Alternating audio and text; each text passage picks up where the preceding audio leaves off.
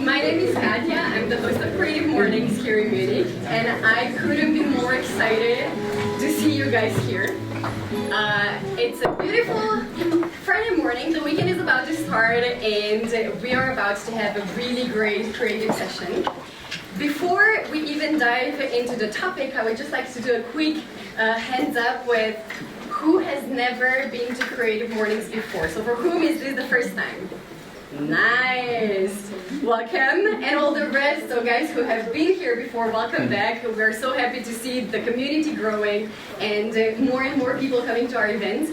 So first of all, I hope that you all found a way to somehow be comfortable. I think Velvet Space is a great place to be comfortable, but we did sell out, and we actually had some people on the waiting list that we accepted to come still in. So sorry if not everyone can be seated, but I hope that you kind of can make yourself comfortable. So before we go to the topic, I just want to say a few words about Creative Mornings for those who don't know us yet. Very, very quickly. If you don't know it, Creative Mornings is actually an international concept. It started off about almost 10 years ago in New York with this idea of having monthly events with free coffee, free breakfast, and a creative, inspiring talk. Today we are present in over 200 cities, so I always give this recommendation to everyone who loves to travel that you should always check if there are Creative Mornings events in the countries, states, cities that you're going to travel to, because it's a great way to network, to meet people, and just to get inspired. We are quite many volunteers now around the world, so I'm very happy as well to have the team who is making sure that we organize those monthly events here in Munich. The location and coffee and breakfast today wouldn't have been possible without Velvet Space.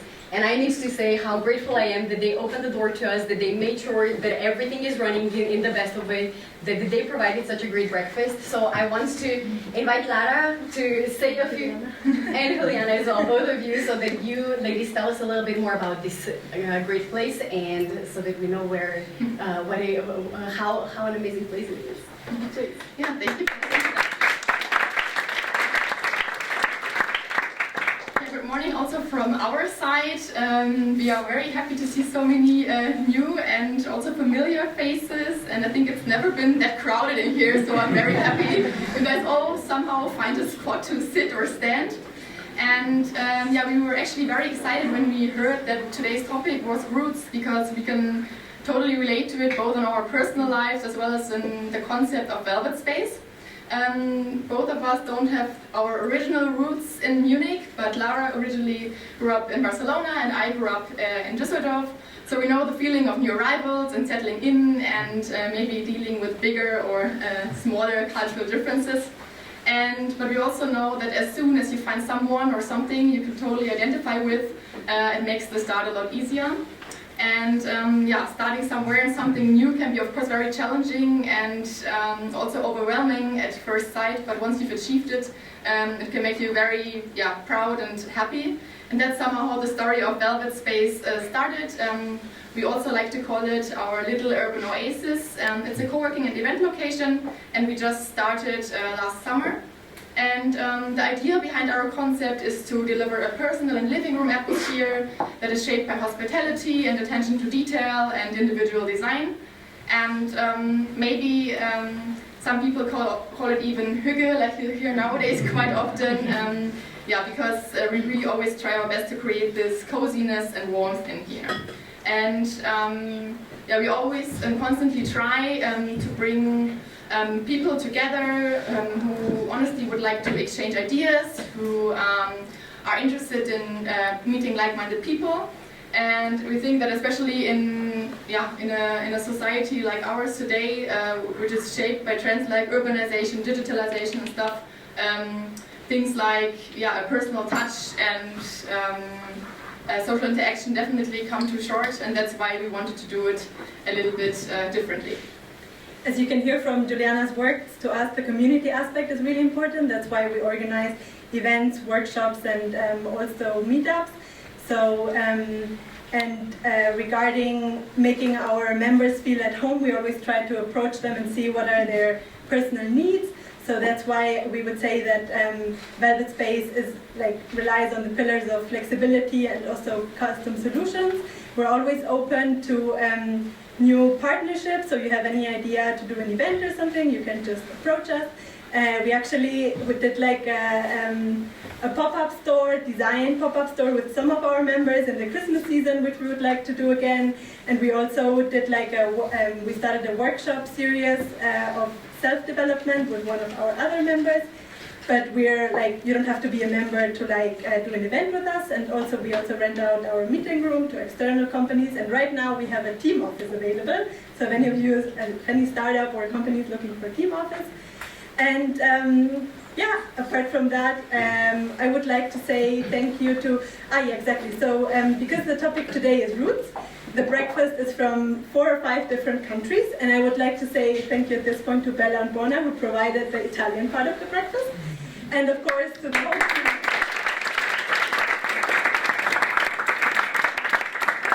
And of course to the whole team of Creative Mornings to make this possible. Thank you.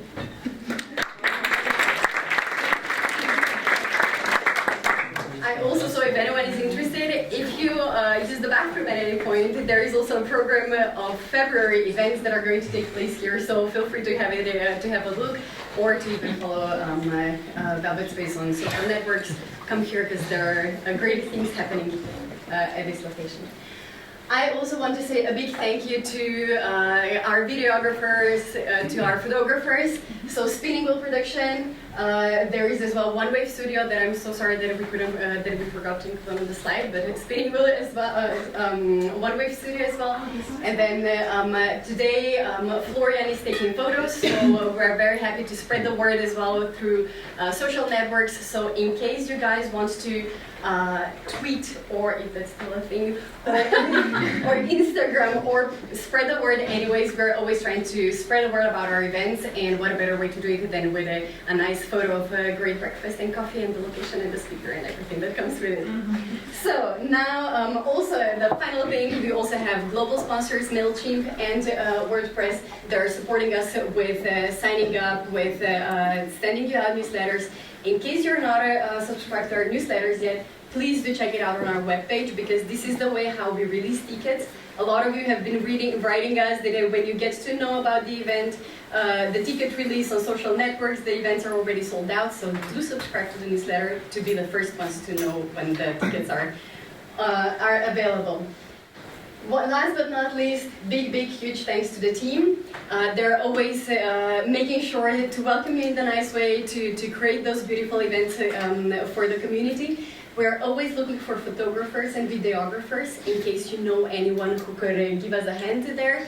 And we're also currently looking for someone to help us out with communication, so social, not social networks, but more newsletters and internal communication. So if there is anyone interested, do approach any one of us from the organization team who has the tag. And these are the hashtags if you want to spread the word. Now, without further ado, I would like to introduce the speaker, who is Tatjana. Tatjana is, on the one hand, part of the Creative Mornings organization team. So today she will be here not as an organizer, but as a speaker. She, I think, is one of the really great and creative people who can deliver a very great talk on roots. Because as you may have seen from the presentation video or the little description, Tatjana's roots are widespread, and I think this is what brings her so much value, and I'm super excited to have her to share her talk with us and hopefully inspire you in the rest of this. Tatjana, the stage is yours.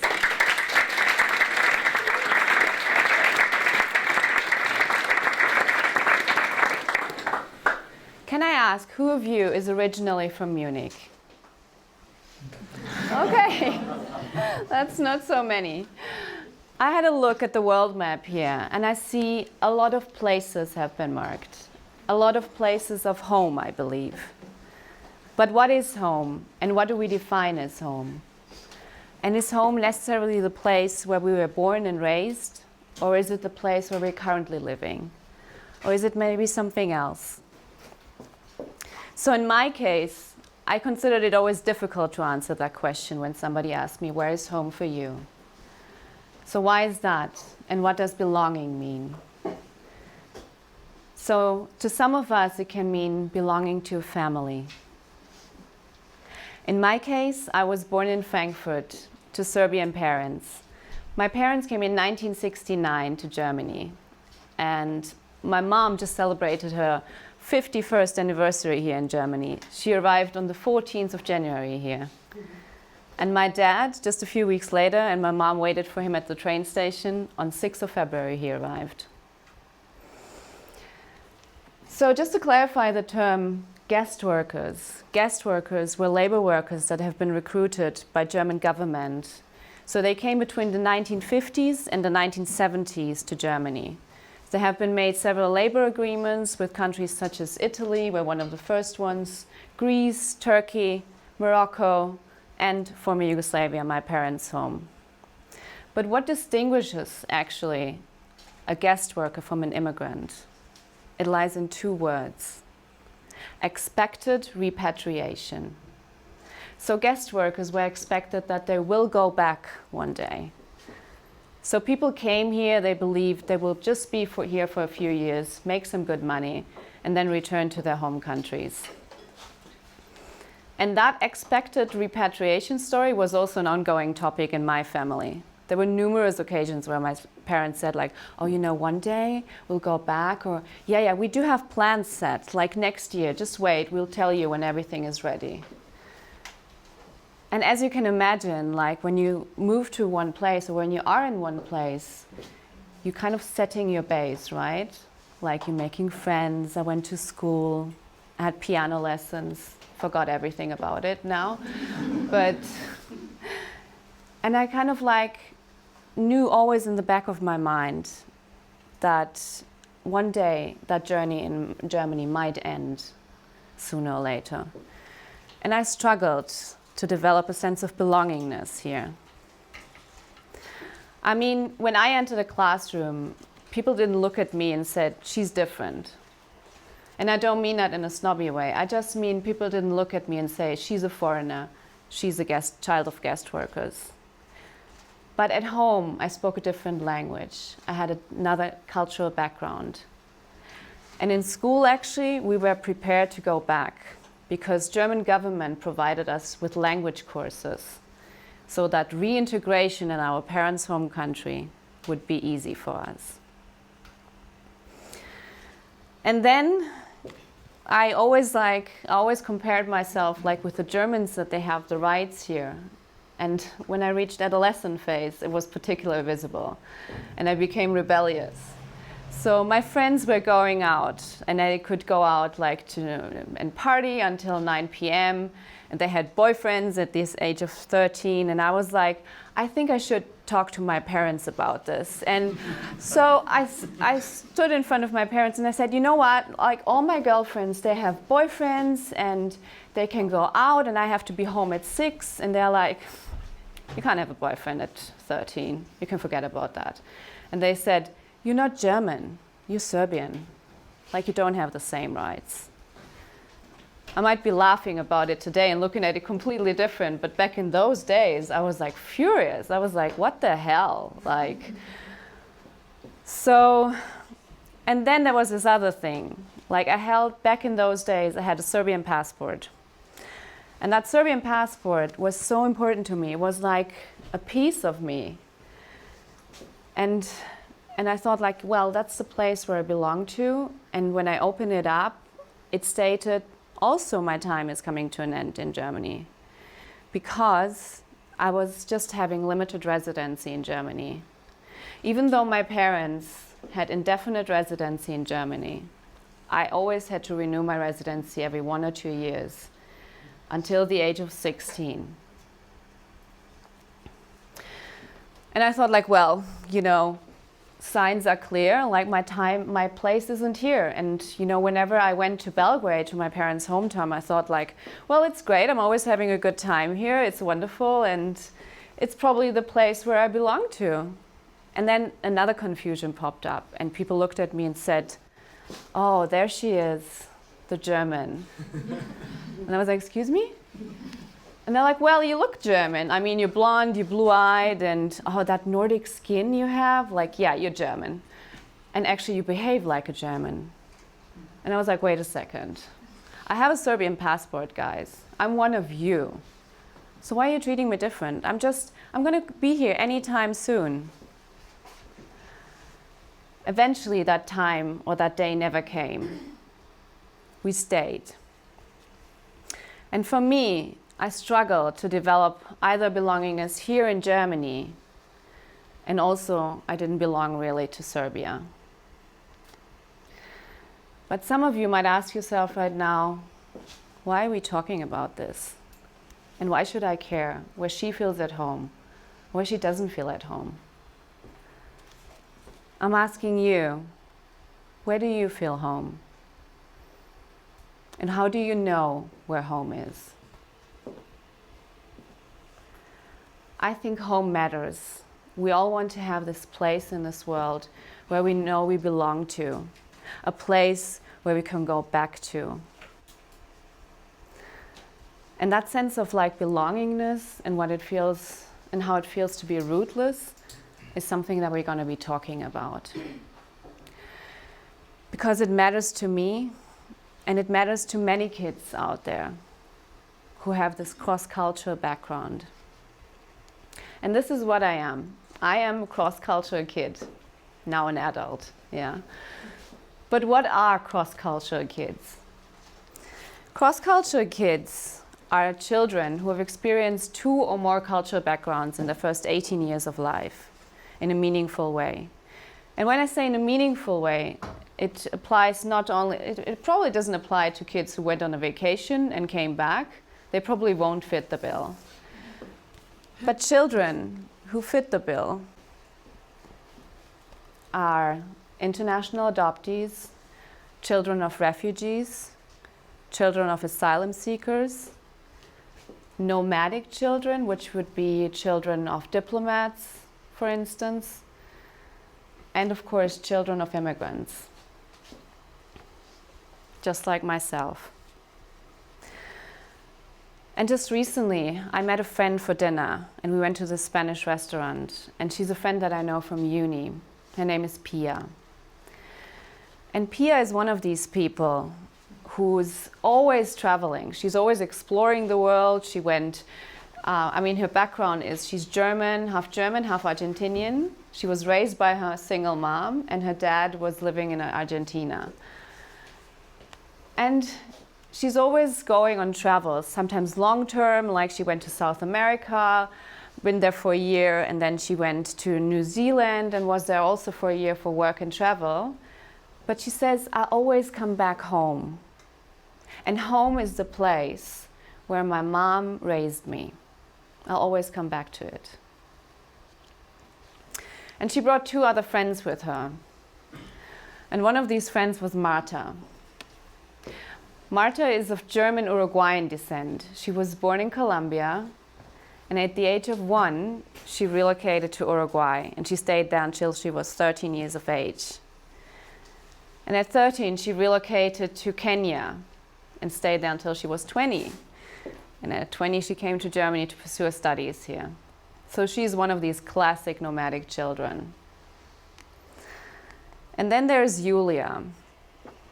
Julia is German. She loves Germany. She thinks she has everything here. She never felt the need to go anywhere else. She's like, this is my base. My family is here. My friends are here. I love it. And then something happened. She went on a travel to Vietnam, and she met this guy.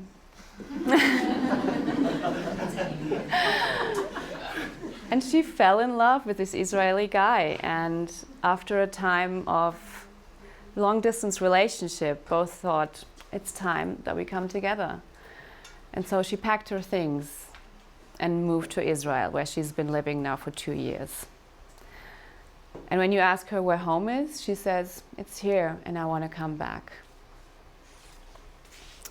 So while I was sitting there at this table, I thought, there is a lot happening. There is a lot. Cultures coming here together at this one table. There's a lot of movement in this world occurring. So I became curious. I was like, how many people are actually moving? So I looked up UN statistics, and they have statistic about international migrants, which refers to people who live outside of their country of birth. We go a little bit back in time and starting off from the 1990s. In 1990, we had 155 million people considered as international migrants. That number rose to 173 million in 2000. In 2010, we had 221 million international migrants. And just the latest statistics say we are at the number of 272 million people. So just to give you an understanding and to put that into context how much that is, we have approximately 550 million people living in the European Union. So if you were about to cut that number in half, that's the number of international migrants we're looking at. So just imagine half of the European Union just moves away. And when we think about like when people move, it's just like when we move apartments, like we have so much stuff like carrying around, like, and I'm always like, oh gosh, like I haven't looked at this stuff like probably for 5 years, like, but I'm carrying it around. And when these people come to another place, it's, you know, they get to know something new, but they're also bringing their culture with them. And their experience, where they have been raised, what religion they have, what heritage they have, they all bring that with them. And sometimes you look at people and cultures and you think like, oh yeah, you guys, you're like completely different from me. But there are also cultures which appear to be similar to ours at first sight. I mean, there was numerous times when I heard people saying like, so Germany and Austria, that's the same, right? And I'm like, no. We do have the same language, but we differ, and not maybe at first sight. And so one person who has been asked like about the difference between Austria and Germany, and that was Austrian actor Christoph Waltz. And here's what he said. He said, there is a difference between German and Austrians. Germans go heads-on collision. It's just boom. They just say straight away what they think, and everything else is dubious and slimy.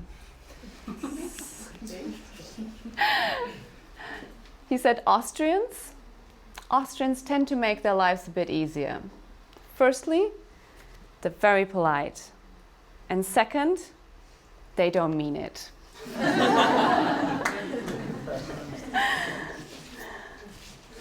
And the thing is with cultures and nations that when we think about it, like we usually have some experience, we have some connections to it, we have been, you know, influenced by media and etc. So we almost instantly, an image pops up to our mind, like when we think about a nation. And if I were to ask you to participate in this next one, and I'm just going to say a country, and I would like you just to say the first word or the first image that pops to your mind. So I'm going to pick Brazil. What's your thought? Relax. Sorry? Relax. Relax. Carnival, I heard, yes. Bikinis, yes. Yes. Hot dancers. Hot dancers. Yes. Well, I thought also caipirinha was my first thought. Well, and you know, I also thought of carnival. I thought of like samba. I thought of bossa nova. And all of these things that you've mentioned and that I've mentioned right now are the surface of a culture that we see. And if you were, and it's literally called like that, it's called surface culture. And here's the thing, if you were to envision what an iceberg looks like, you see an iceberg and the tip of it is maybe 10% above the surface. And below the surface, you have this huge chunk, the other 90%, that are very subtle and are not visible at first sight. And if you were to take that image and transfer it over to a culture, you get the cultural iceberg. The cultural iceberg is separated in the surface culture and the deep culture. So the surface culture refers to language, music, festivals, literature, art, dances. That's surface culture. But below that, there are many things that are not visible at first sight and that we maybe not understand at first. And so the deep culture can refer, for instance, to communication styles, whether it's appropriate to look somebody in the eye while corresponding, like what your personal space is, what you need, also like how much gestures you make, and also like tone of voice, which is quite a thing here. Like we always say, like the tone makes the music. And back in school, when I was talking like to my Bosnian friends and we were like chit-chatting there and everybody was like, why are you guys fighting? And we're like, we're not, like we're just talking, like what's wrong with you? So it differs. And it also like these deep culture applies like to like the way how you look at marriage, how you look at raising children, but also the concept of time. I mean, if you've ever been to Spain and somebody tells you mañana, it doesn't mean tomorrow. It can mean like maybe next week, maybe. I'll think about it next week. And so if we're not aware of these things, and if we just stay on the surface and we just don't go to the root of it, what we generally do is we tend to label people. And I think we've all been there. I've done it. I've just done it recently. So a friend of mine that I got to know just a few months ago, I thought she's German. I mean, she has a German name, she looks to me German, she speaks perfectly German. And I thought like, yeah, she's German, I don't need to ask. And then in a conversation, she mentioned to me that she speaks Russian. I was like, that's cool because I love the Russian language and I really want to learn it. And I was like, where did you learn it? And she goes like, well, it's my mother tongue. And I was like, oh, okay. So tell me about it. And she said to me that she was born in Kazakhstan. And she was there in the Soviet Union considered a German. It was written in her passport, German. At the age of 1 in the 90s, she relocated to Germany and she settled with her parents in this really small town. And we know how small towns are. They're like, everyone knows everyone. And people have been living there since generations. And when she was playing outside, people were like, so to whom do you belong actually? Who's your family? And she said the name and they were like, oh, I don't know these people. And they thought like and what she experienced there was a kind of rejection and people were like treating her different. And all that she wanted is to be a part of them. She didn't want to feel different, but she felt alienated there. And the thing is, when we do these things, when we label people, and it happened to her that she was sitting there and she felt like this. And the Post-its stand for a label. And she said like, I just felt I had to prove that I'm not these labels. So when somebody said, oh, so you like drinking vodka, you guys? And she goes like, no, I don't. Like, this is not a label that applies to me. This is me. This is me, and I'm not the labels that you place on me. And whenever we do that, whenever we place these labels on people, the thing what happens is we miss one thing. We miss the story. We miss the uniqueness of that person, and we miss seeing the true colors of that person. And Colors is a poem that I've come across, which I think probably every cross-cultural kid can relate to.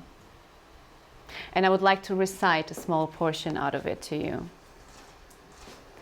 I grew up in a yellow country, but my parents are blue. I'm blue. Or at least that's what they told me. But I play with the yellows. I went to school with the yellows. I spoke the yellow language. I even dressed and appeared to be yellow. Why can't I be both? A place where I can be me. A place where I can be green. I just want to be green. I think this poem perfectly captures the dilemma probably cross-culture kids find themselves in. And the thing is, you know, back in my days, I thought I had to choose. I can either be German or Serbian. But maybe it was also like from society that people looked at it that way. I don't know. Or maybe it was just me. But the thing is, nothing is black and white. And then when we see how much change is occurring and how much cultures we are being confronted with, and it's just getting more and more intense, because that process is not going to stop. It's just getting more and more. And what we need is to have like a kind of system in place which I call climate control. And that refers to that we need to do more talking about it, and we need to become empathetic and aware that people differ. Because people are just naturally different and diverse. That's just a fact. A friend of mine, she just gave birth to twins, identical twins, where you would believe they're the same. And she was like, 2 pair of shoes, like they're completely different from each other. And if I may ask, who of you has a sibling? And if you think you're completely different from your sibling, please raise your arm. And that's the thing, we're just different. And back in my days, like we never had in school like anything in place where it said like, okay, so you're from Portugal, please tell us something about the culture. Please inform us like how it is like to live in your culture. And I looked at Denmark. Denmark has a system in place or initiative in place which is called empathy classes. It's mandatory in schools. And they start it at 6 years of age, and they have to do it every week for 1 hour until the age of 16. In these empathy classes, which are like in their curriculum, like just like math, they discuss in the class what problems they have, if it's anything with the person in that class, if it's with the group, and they collectively look for a solution. And what happens then? They grow as a community and actually become a community. And they give grounds that everyone as an individual can grow and flourish in the best way. And I believe that this kind of incentive we also need in our schools here, and we also need it in companies. So I started my speech with a question of where home is. And whomever I ask where home is, everyone said something different. One said, oh, it's the place where I was born. The other one, oh, it's all the places I lived in this world. And someone else said, I don't really have a home. But you know what? Maybe it's the apartment where I'm currently living. That's maybe home. And as individual as we are, so as individual is the concept of home. And the thing is, if I were to choose, for instance, to call Munich my home as of today, my feeling would be incomplete without you, because I would need that back from you. Just in the same amount, like when you enter a relationship and when you give love and appreciation to that person, you want that same thing back. Because if you don't get it back, you feel empty and you will get a sense that you don't belong to that person. So you can begin by asking yourself, in what way can I contribute making somebody feel at home? And whom would I like to make feel at home? That's all I have. Thank you very much.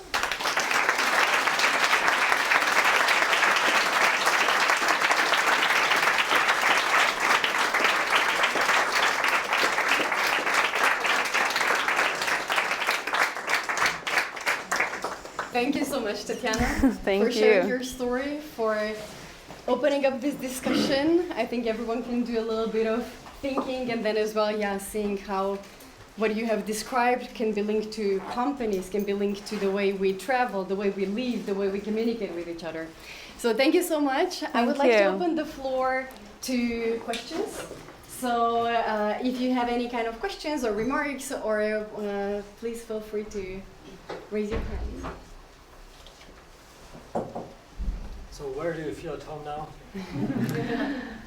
Well, I do feel here at home at the moment, but you know what, it can change. I mean, if I were to, let's say, move to Australia tomorrow, I might call Australia my home.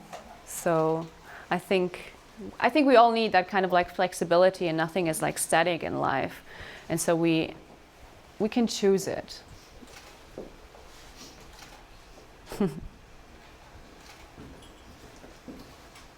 Yeah. I'm not wrong, and you mentioned in the website that you worked in Singapore. Yes. Could you please tell more about that experience? Yeah.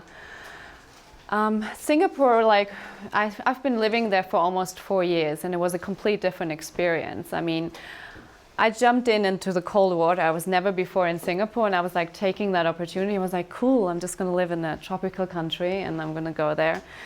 And it's very fast-paced, I believe, the market. When I was here, when I was working hard, I was like, that's hard work. And when I got there, and I was like, no, it's not.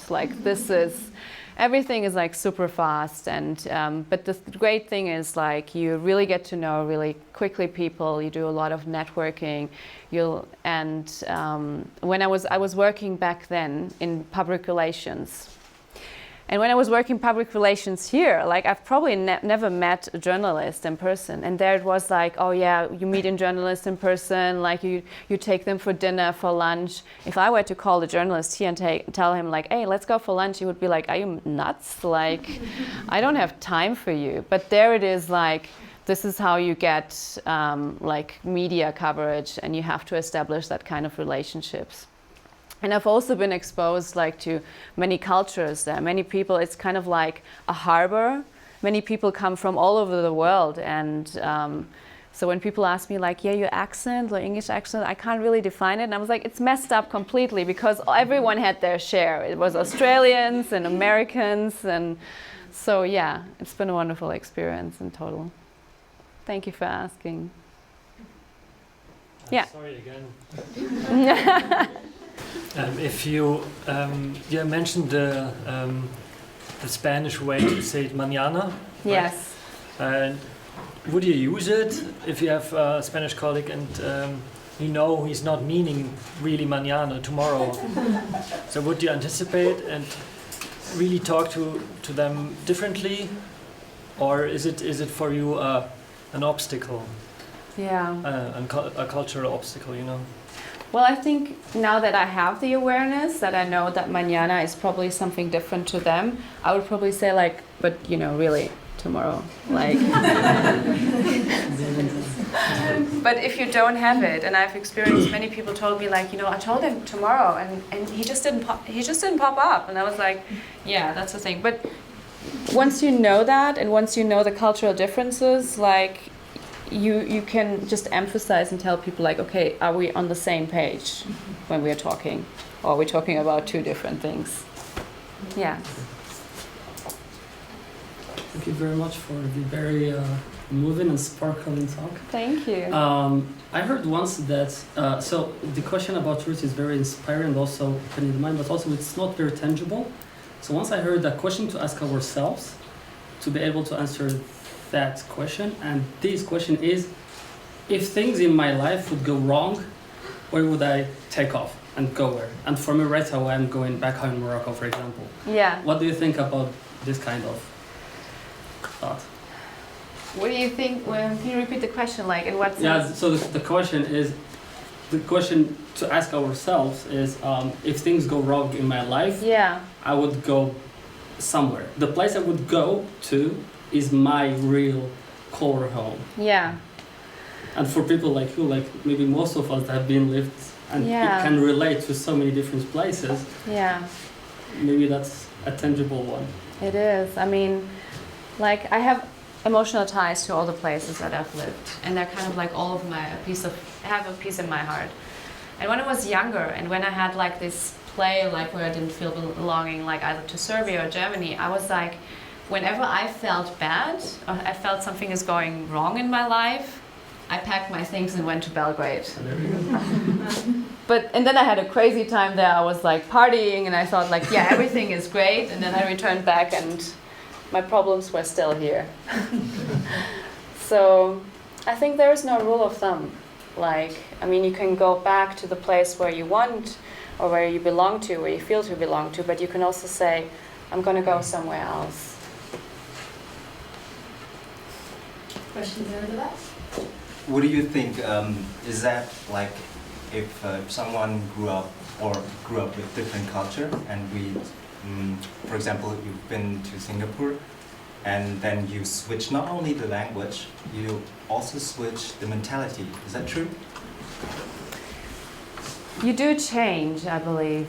Like, I mean, yes, like in the sense, like I had to adapt like language-wise, like my entire life was all of a sudden like being in English, like with my friends, like when I went shopping.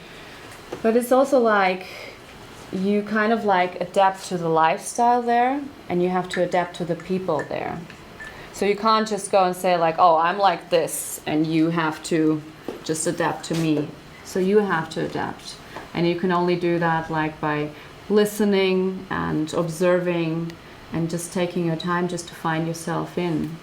Does it not confuse you? Because, like, for example, I've born in Indonesia, and my whole family, I'm 100% Indonesian.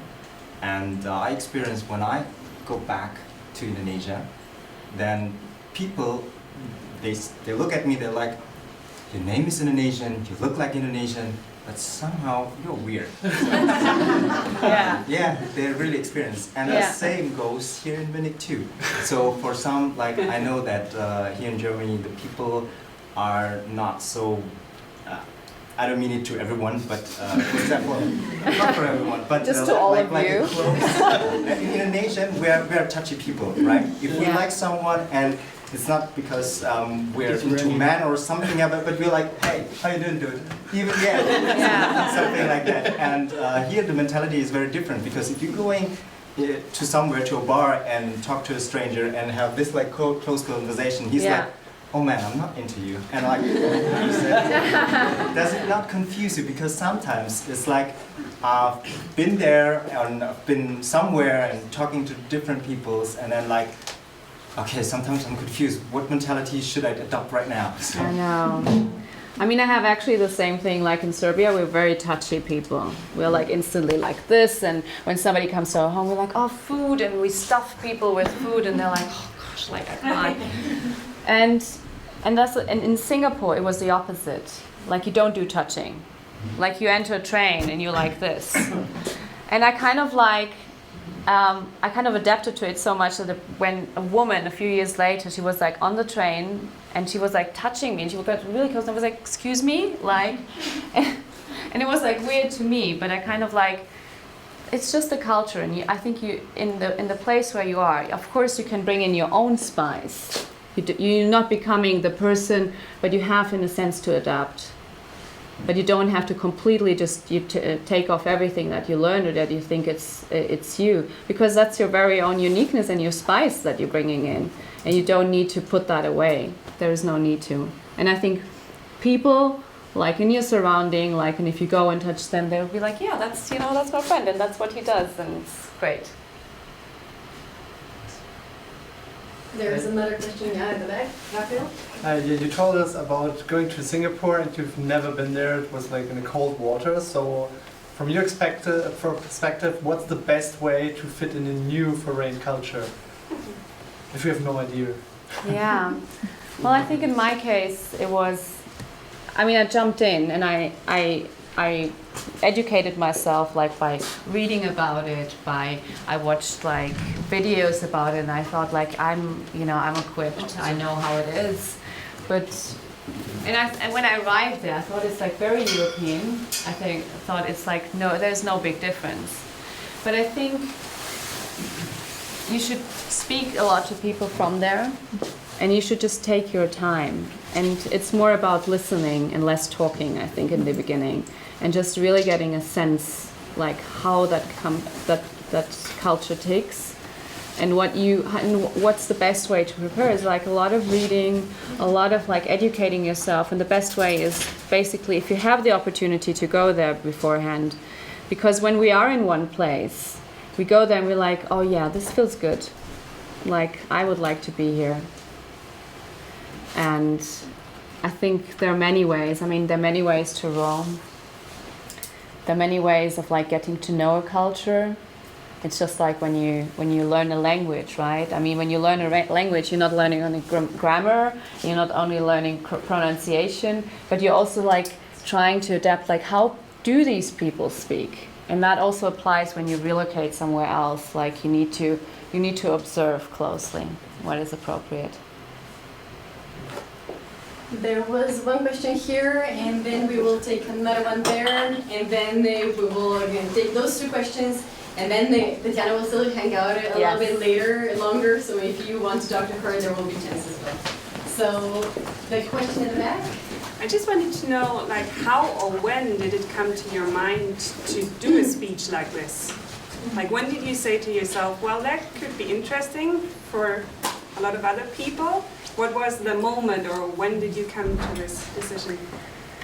I think it was a few months ago. I saw the topic and I was like, yeah, I can relate to it, because it was always an issue for me, like where my roots are, or where I'm currently living, and where I actually belong in this world. And yeah, it started a few months, and then I was having so many thoughts about it, and I think I just needed to filter all of these thoughts, and I was like, okay, what is the essence that I want to actually say? Because I think there are so many views you can have on it and so many aspects you can consider on this topic. But yeah, if that answers your question, yeah. You described in your whole talk this feeling of not belonging to either yellow or blue or one nationality or the other. What were the most the conflicts that were most obvious to you, and were they more on the cultural surface, or in terms of adapting to the language and to the, like you described, how people behave, their gestures, or was it deeper and more related to values and attitudes? And what were then also some similarities where you thought, oh, those people, maybe they're not so different at all? And yeah. How was that for you? You mean just in Singapore right now? Like, I mean, or Serbia and Germany, whatever was like. I feel like this was more like your true Serbia and Germany, where you had the most conflict. Or yeah, I think it's difficult. Like, I mean, it's like in terms of, yes, definitely in Singapore it's like communication styles. Like, because when you communicate to people or when you work in teams, you don't do that heads-on collision. Like, it's an absolute no-no. Like, you have to be very like swirling around. Like when you tell somebody they didn't do so well the job, then you don't say it. You just say, yeah, it was really good, but I think we have to work on this and that.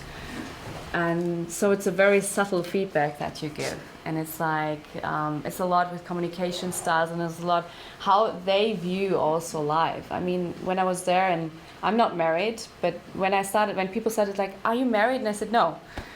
And I spoke to friends and I said, you shouldn't say that, because it upsets them. And I was like, why? And you have to say, not yet. And then they have a peace of mind thinking like, okay, there is still hope for her. And I think that's, yeah, it's always that kind of like, I mean, when I was in Brazil also, like, I mean, a friend of mine, she called me and she said like, okay, tomorrow we go on the beach. And then in the morning she called me, she said like, listen, I'm going to come and pick you up. I'm going to walk with you 15 minutes on the beach, and then I'm going to turn you home. And I thought like, and yeah, it was to me completely weird. And I thought, because I knew she will travel back and forth in total 2 hours. So in my mind, I understood she doesn't want to do it, but you know, she offered it to me and she just wanted to be polite. And I said to her, you know what? Don't worry, like we can go another day when you have more time. And then later on, a friend came up and she said she was really hurt. And I was like, really, why? I just did her a favor, I believed so. And she was like, no, she really wanted to take you. And I was like, okay, thank you for telling me that, because in my mind it was completely different. And in terms of like Serbia, I think like things have changed so much.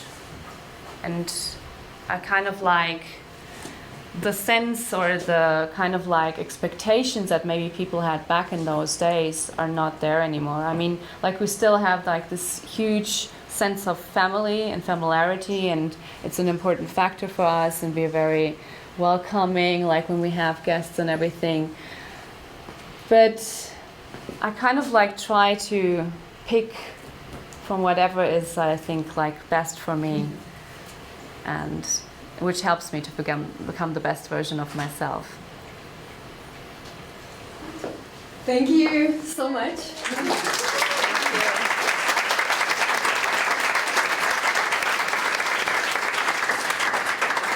On the one hand, to Tatjana for being here, for delivering the talk. To you guys for coming up here, for asking the questions, for mingling, for building this community. To Velvet Space for hosting us.